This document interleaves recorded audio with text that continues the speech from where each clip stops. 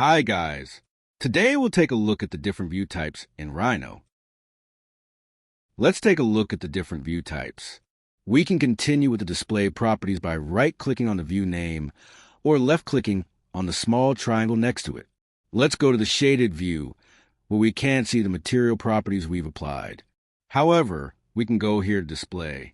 If this icon isn't here, you can find it either in the application toolbar, as we saw earlier under display, or under this icon. I'm using the standard setup, and here is a display icon.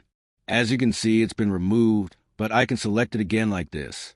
If your icons are not in this position but displayed horizontally, you can go into this little settings icon and select horizontal, which will change the layout of your icons. They could also be arranged in a different order. What is this display setting for? It helps us personalize the display. For example, I can turn off the ISO curves. We'll see what these are when we talk about ISO curves later. We can also turn off surface edges and better understand how geometries are created with these elements. I can even add shadows to help visualize the object better. Additionally, we can customize the transparency, like here, where it's set to 50, which helps me see hidden lines, which is the main feature of this view. Now let's explore other views, like X-ray or technical. In this case, with a sphere, it doesn't show much, but if we use a cube, it displays hidden edges. This can be useful when exporting clean views of our object. The artistic view adds shadows and backgrounds, and the pen view is a bit cleaner than the artistic view. Rhino 8 introduces a monochrome view, which is interesting because it's a clean white view, and you can set options to either include or exclude shadows on a white background. There's also the Arctic view, which gives a more 3D look while keeping some material properties but removing the colors, so everything remains white. In this view, you can choose whether or not to display shadows, making the object look more three-dimensional. This is a way to customize how objects are displayed and to export images for presentations or project boards. Let's go back to the shaded view and continue exploring the properties and elements of this interface. We also need to check the Help section on the toolbar, which is very useful. When I activate a command like the cube command, you'll see that it updates and explains the properties of command. For example, it shows the steps I took.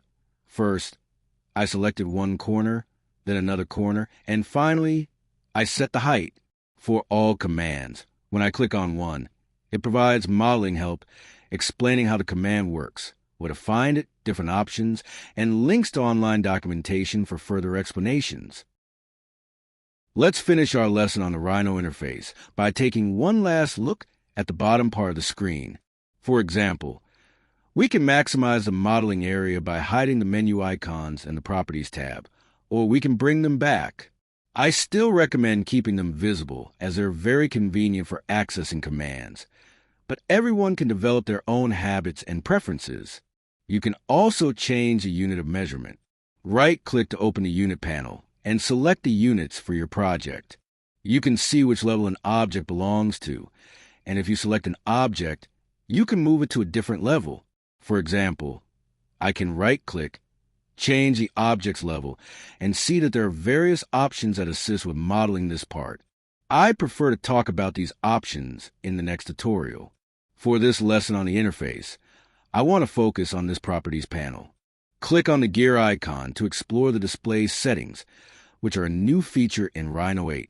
You can choose between a light or dark display mode. Go to the Appearance section, click on Color, and you'll see that the default is light mode, but you can change it to dark mode. This mode can be useful when working in the evening as it reduces screen brightness. I suggest setting the dark mode as the default for future tutorials. Personally, I prefer it. I recommend practicing with the various views and commands, or we can discuss them further in the next tutorial. Thanks for watching. If you liked the video and want to stay updated, don't forget to subscribe to the channel.